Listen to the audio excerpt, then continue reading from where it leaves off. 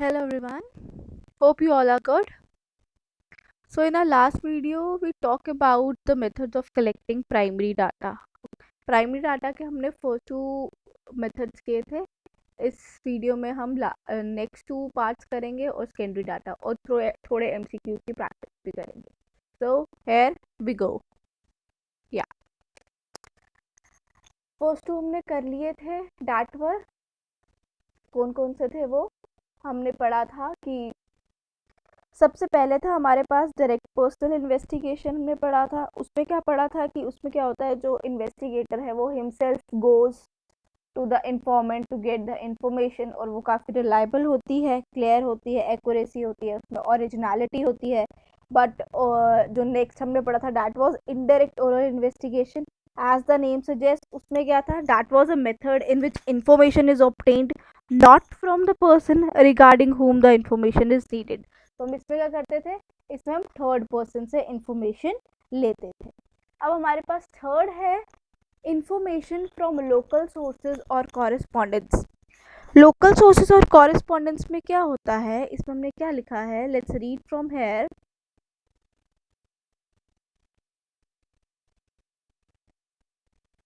हमारे पास है the investigator appoints local agents and correspondents in different places to collect information. These correspondents collect and transmit the information to the central office where the data is processed. अब इसमें देखिए क्या पता चल रहा है हमें, हम इंफॉर्मेशन हम किससे ले रहे हैं, हम इंफॉर्मेशन हम ले रहे हैं local sources. Either we are hiring spy, या फिर एक इन्वेस्टिगेटर हमने कर लिया है, या फिर उसके कॉरेस्पॉन्डेंस के थ्रू कर रहे हैं. कॉरेस्पॉन्डेंस मतलब कि वहाँ के ओन रेजिडेंट्स. तो इस मेथड में हम ये यूज़ करते हैं. ये मेथड क्यों सूटेबल होता है, क्योंकि इसमें क्या होती है, हमें रेगुलर इन्फॉर्मेशन आती है. सूटेबल होता है कि जहाँ पे इन्वेस्टिगेशन का जो एरिया है that was very large, and information to be used for magazine के लिए, रेडियोज के लिए, टीवीज के लिए, इन सब के लिए अगर हमें इन्फॉर्मेशन चाहिए होती है we take it from local sources. Okay. So इसके मेरिट्स क्या है, मेरिट्स है हमारे पास इकोनॉमिकल. ऑफ कोर्स इकोनॉमिकल है क्योंकि हमें इसमें पर्सनली नहीं जाना है, वहाँ पे लोकल सोर्सेज के थ्रू, हम इंटरव्यू के थ्रू पता कर सकते हैं. It doesn't cost huge amount. Then wide coverage है, इट कवर्स लार्ज एरिया, पहले भी हमने कर लिया क्योंकि we have lots of local sources. Continuity मतलब हमें कंटिन्यूसली हमें मिलती रहती है इंफॉर्मेशन की क्या हो रहा है क्या नहीं हो रहा वहाँ पे. It keeps on going. And we have next we have demerits. Demerits में क्या होता है, loss of originality. Loss of originality in the sense कि जब हम ज़्यादा लार्ज कवर करते हैं इंफॉर्मेंट्स के लोकल सोर्स के through, somebody are interested and somebody are not interested, तो उसमें जो उसकी मतलब ट्रूनेस है उस इंफॉर्मेशन की, वो कहीं ना कहीं खो जाती है. That's why it is known as loss of originality. अब personal bias, what is bias? Biasness is partialness. कभी कभी पार्शियलिटी कैसे हो जाती है इसमें. हाउ? देखिए अगर दो लोग हैं, उन दोनों की नहीं बनती है, तो आप इंफॉर्मेशन उसके बारे में बुरा बुरा बताते थे, नहीं नहीं उसके घर में तो ऐसे है, वो उसने ऐसे किया था, उसकी नौकरी तो पहचान से लगी थी. These are all personal biasness. ठीक है, तो इसका सबसे बड़ा डीमेरिट यही होता है. एंड लेस एक्यूरेसी, इसमें एक्यूरेसी नहीं होगी. एक्यूरेसी क्यों नहीं होती है, क्योंकि we are concerning lots of sources, correspondence, और हमारे पास काफ़ी लार्ज एरिया होता है कवर करने के लिए. दैट्स वाई इसमें एक्यूरेसी कम होती है as compare to direct personal investigation जो हमने पढ़ा था. उसमें हाईएस्ट डिग्री ऑफ इन्वेस्टिगेशन होती है, आपको याद रखना है. Moving on to the next, इसके मेरिट्स एंड डीमेरिट्स अच्छे से याद रखने हैं. अब हमारे पास फोर्थ वाला क्या था, अब हमारे पास था क्वेश्चनियर. हमने फोर्थ वाला पॉइंट क्या किया था, उसमें हमने पॉइंट लिखा था information through questionnaires and schedules. तो उसमें क्या होता है, हम we just frame a questionnaire, हम एक क्वेश्चन बैंक बना देते हैं, और अगर हम उसके बारे में जो भी हमें इंफॉर्मेशन चाहिए होती है, हम वहाँ पे जो इन्फॉर्मेंट्स होते हैं उनसे लेते हैं. अब उसके भी फर्दर दो मेथड्स हमने किए थे, mailing method and numerators method. उसमें हमने क्या किया था, मेलिंग मेथड में हम क्या करते हैं, क्वेश्चन जो करते हैं मेल कर देते हैं. If we are going through a survey, हम सर्वे कोई कर रहे हैं, तो हम क्या करते थे, लोगों को मेल कर देते हैं कि हमें ये फॉर्म भर के दो. और इन इन्यूमिनेटर्स मेथड क्या होता है, वो जो पर्सन है ही हिमसेल्फ गोस, वो खुद जाता है वहाँ पे और क्या करता है, वहाँ से इन्फॉर्मेंट से इन्फॉर्मेशन लेता है और खुद फिल करता है. दैट इज थ्रू, उसको क्या बोलेंगे हम, न्यूमरेटर्स मेथड. अब हम इसके मेरिट्स एंड डीमेरिट्स पढ़ेंगे. इट इज़ इकोनॉमिकल तो है ही है. हमें अपने घर बैठे बैठे क्या करना है, उसको मेल कर देना है. तो क्या हो जाएगा, हमारे पास ज़्यादा टाइम बचेगा और ज़्यादा खर्चा भी नहीं होगा. It's time saving, of course it's time saving, हमारा टाइम बचता है.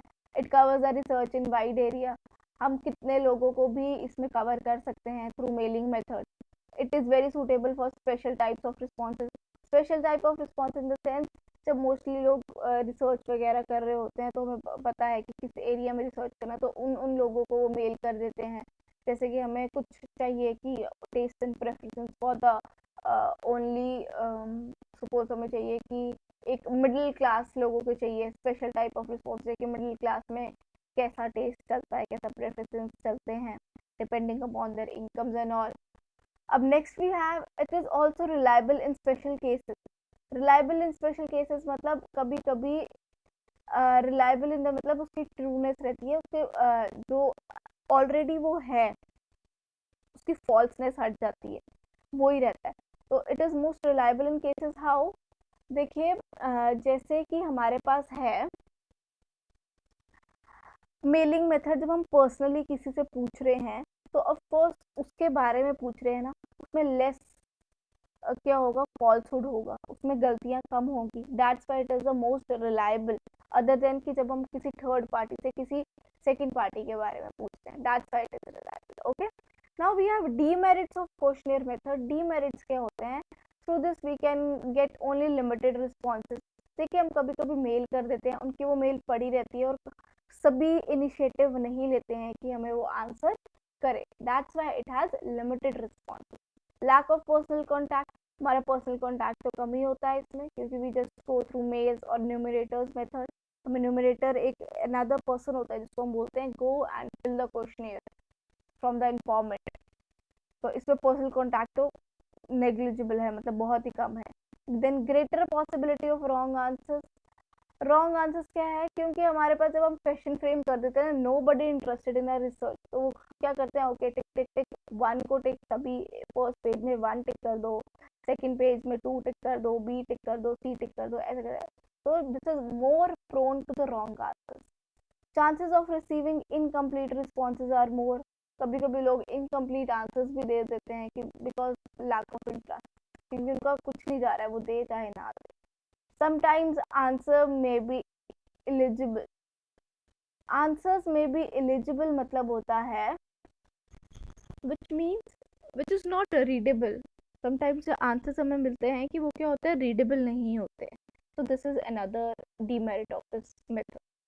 Now we have, it may be useless in many problems. Useless in many problems मतलब हो गया, हम सर्च करते हैं कोई प्रॉब्लम का सोल्यूशन निकालने के लिए, तो कभी कभी जो आंसर्स होते हैं these are useless for this. Okay, hope these two methods are clear. Now moving on to the secondary method. अब सेकेंडरी मेथड क्या होता है, उसको हमने फर्दर डिवाइड किया हुआ है दो पार्ट्स में. अब एक है पब्लिश्ड, अनदर है unpublished. Published data and unpublished data, as a name suggest, आपको क्या समझ आता है, पब्लिश मतलब दैट ऑलरेडी बीन मार्केट में है, थ्रू जर्नल्स हो गया, थ्रू मैगजीन्स हो गया, न्यूज़पेपर में पब्लिश है, किसी बुक में पब्लिश है. लेकिन अनपब्लिश्ड हो गया कि मतलब जो पर्सनली हमारे पास ही है, मतलब पूरे दुनिया के सामने नहीं आया है वो, मतलब है but privately, it is with some private organization और प्राइवेट इंडिविजुअल. अब हम इस पर पढ़ेंगे एग्जाम्पल्स क्या है पब्लिश्ड और अनपब्लिश्ड की. पब्लिश्ड में सबसे पहले है various publication of central and state government. State and central government वैसे भी पब्लिश करता ही रहता है, जैसे कि आप लगा लीजिए कोई स्टेटमेंट पब्लिश कर दिया उन्होंने, कोई रिपोर्ट पब्लिश कर दिया. These are the publications of state and central government. And after we talk about various publication of foreign governments and international bodies. जैसे foreign government and international bodies, अभी फिलहाल ही हुआ था कि हमारे पीएम ने एक पब्लिकेशन की है, पीएम नहीं sorry, it's from government of India, about मतलब अनाउंस किया है कि अगर किसी ने भी फॉरेन डायरेक्ट इन्वेस्टमेंट में अगर इन्वेस्ट करना चाहता है तो उसको एक गवर्नमेंट का अप्रूवल लेना चाहिए. That is also the publication. Now we have technical and trade journals. Technical and trade journals, उसमें ट्रेड टैरिफ्स वगैरह होते हैं कि ऑल ओवर इंडिया के लिए क्या, all over India all over nation के लिए कौन कौन से टैरिफ्स, कौन कौन से टैक्सेस लगेंगे। That is all about public publish data भी पब्लिश रहता है मार्केट में। Then books, magazine, newspapers, of course जो हमें क्या करना है, पब्लिसाइज करना है, सोशली सबको बताना है, तो ये थ्रू बुक्स, मैगजीन, न्यूज़पेपर्स के थ्रू भी हो सकता है। Reports prepared on research scholars, university economics, जब भी कोई स्कॉलर जो है वो रिसर्च करेगा, यूनिवर्सिटीज प्रोफेसर रिसर्च करते हैं, they make their thesis about this, that report is also prepared and it is also published data. Public reports and statistics, historical documents, historical documents भी पब्लिश ही होते हैं कि उसमें किसी के बारे में भी बताया होता है कि the way they live, how they arrange the wealth, सब कुछ कैसे अरेंज किया था उन्होंने हिस्ट्री में। स्टैटिस्टिकल डाटा हो गया आपका, census and all public reports, census आती है ना after 10 years, that is also publish data. वो सबसे मेन सोर्स है हमारा इसका सेकेंडरी डाटा का, याद रखिए बहुत बार आता है ये question. Now next we have unpublish data. Unpublish data हो गया किसी की पर्सनल, जो data is not publicized in public, it is privately with the individual and organization, ठीक है। अब हमारे पास क्या आ जाएगा अनपब्लिश में, डायरीज, किसी की कोई डायरीज मेंटेन करता है, अपना डे टू डे रूटीन लिखता है, that is also data for somebody. Letters हो सकते हैं, अनपब्लिश्ड बायोग्राफीज हो सकती है। बायोग्राफीज मीन्स जब वो कोई किसी के लाइफ के बारे में लिखेगा, that is biographies. May be available with scholars and research, scholars and research हमेशा नहीं है, जो स्कॉलर्स एंड रिसर्च अगर कुछ रिसर्च करते हैं दे ऑलवेज पब्लिश, कभी कभी वो अनपब्लिश्ड भी होता है, that remains in the thesis, dissertations जो वो बनाते हैं। Then we have trade associations and other private public individuals and organisation. देखिए कोई भी प्राइवेट ऑर्गेनाइजेशन है, कोई भी बिजनेस है, उसकी अपनी प्रॉफिट स्टेटमेंट्स होती हैं, इनकम स्टेटमेंट्स होती हैं, क्या वो हमेशा पब्लिसाइज तो नहीं कर देता ना, दे रिमेन विद इट, लेकिन अगर आपको वो चाहिए you can go and approach them, so that is unpublished data. Hope it is clear publish and unpublished data में क्या फर्क है। Now moving to the next, अब इधर मैंने कुछ एग्जांपल्स डाली हैं, अब इधर हमने थोड़े एग्जांपल्स डाली हैं। हमारे पास है सबसे पहले प्राइवेट और सेकेंडरी डाटा, इससे आपका और क्लियर हो जाएगा कि इन दोनों में डिफरेंस क्या है। ओके देखते हैं, let me take the pointer. Primary data में अगर हम देख ले, interviewing people with in the organization, जब इंटरव्यू होता है that is to personal oral investigation आप बोल सकते हैं इसको, तो दैट इज प्राइमरी, क्योंकि उसमें हमारे we are having first hand data.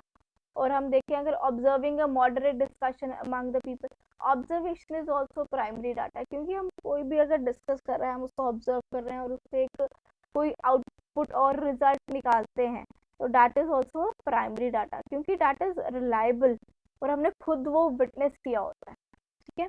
Now next we have secondary data, जैसे हमने बताया था that is second hand data. तो हमारे पास गूगल एनालिटिक्स रिपोर्ट होती है ऑन वेबसाइट ट्रैफिक।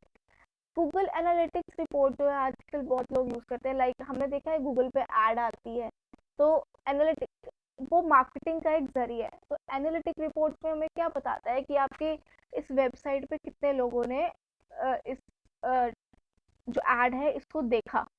तो analytics report is all about this, that is secondary data. And we have information you collect from census and electoral statistics.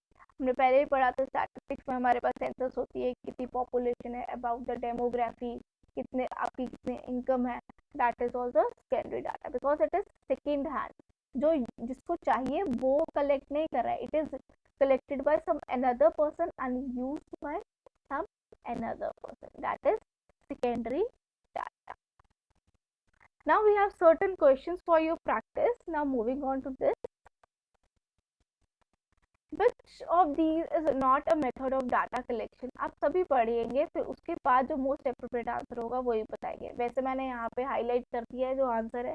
Questionnaires हमने पढ़ा है, that is secondary primary data में आता है। Interviews also, observations also, अभी हमने example पढ़ा। तो एक्सपेरिमेंट जो है हम उसके डाटा कलेक्ट नहीं करते हैं, तो answer would be C. Next we have secondary existing data. Secondary और सेकेंडरी को हम सेकेंड हैंड डाटा और एग्जिस्टिंग डाटा भी कहते हैं। May include which of the following, secondary data में से क्या क्या होना चाहिए? Official documents, of course they are already published, हमेशा पहले ही होते हैं ऑफिशियल डॉक्यूमेंट्स। ये तो नहीं है ना कि जिसको रिसर्च करनी है वो खुद पहले उनके ऑफिशियल डॉक्यूमेंट्स बनाएगा, no. Personal documents that is unpublished, ये भी सेकेंडरी डाटा है। archive research data, that is also secondary data. So answer would be all of them. तभी यहाँ इसमें क्या है, secondary data के sources. Next, which of the following is a merit of direct personal investigation? Direct personal investigation हमने पढ़ा हुआ है क्या होता है, तो इसमें क्या उसका मेरिट बताना है, उसका एडवांटेज बताना है बेटा। Save time and money, save time and money क्या होता है उसमें? नहीं होता, क्योंकि we have direct personal investigation, it takes a lot of time और हमारा कॉस्ट ह्यूज मनी ऑल्सो। फिर large cover large area, no, वो तो अगर हमें पर्सनली कहीं जाना है तो हम लार्ज एरिया तो कवर कर ही नहीं सकते। Reliable, of course it is reliable, क्योंकि हम खुद जाके हमने वहाँ पे क्या किया है, डाटा कलेक्ट किया है, we can trust on it. तो answer C is the right answer. Now next we have under which method we can get data through mails. अब डाटा थ्रू मेल्स हम किस में मिल सकता है हमें? जैसे डायरेक्ट पर्सनल इन्वेस्टिगेशन में मेल तो करते नहीं है क्योंकि हम डायरेक्टली जाते हैं। इनडायरेक्ट ओरल इन्वेस्टिगेशन, इसमें भी मेल नहीं करते हैं। Information from local sources correspondence, इसमें हम कोई भी लोकल सोर्सेज जो है वहाँ पे लोकली लोग हैं उनसे इंफॉर्मेशन लेते हैं, नो। तो मेल किस में होता है? Information through questionnaires and schedules, इसमें हमने किया था, इसमें हम थ्रू मेल्स भी करते हैं, थ्रू एनुमरेटर्स मेथड भी होता है। तो answer D is the right answer. Hope these two are clear. Moving on to the next. Economical, wide coverage, continuity are the merits of which method of collecting data. हमने देखना है जो ये तीनों है, ये तीनों किसके मेरिट्स हैं? इकोनॉमिकल भी होना चाहिए, वाइड कवरेज भी होना चाहिए और कंटिन्यूटी भी होना चाहिए। इकोनॉमिकल, डायरेक्ट पर्सनल इन्वेस्टिगेशन तो इकोनॉमिकल बिल्कुल नहीं है क्योंकि उसकी बहुत ज़्यादा कॉस्ट होती है। डायरेक्ट ओरल इन्वेस्टिगेशन भी इकोनॉमिकल है as compare to direct personal investigation, wide coverage भी है लेकिन उसमें कंटिन्यूटी नहीं है, तो ये भी नहीं होगा। Information from local sources and correspondence, इसमें इकोनॉमिकल भी है, वाइड कवरेज भी है एंड कंटिन्यूटी भी है, तो this is your answer. D में अगर देखा जाए information through questionnaires and schedule, ये इकोनॉमिकल है, वाइड कवरेज भी है, बट इसमें कंटिन्यूटी नहीं रहती है because we at just once mail कर देते हैं या फिर हम थ्रू इन्यूमरेटर्स मेथड करते हैं, तो इसमें कंटिन्यूटी नहीं रहती है। Continuity is from information from local sources and correspondence. These are the 5 questions for your practice. Hope you enjoy the lecture. Thank you.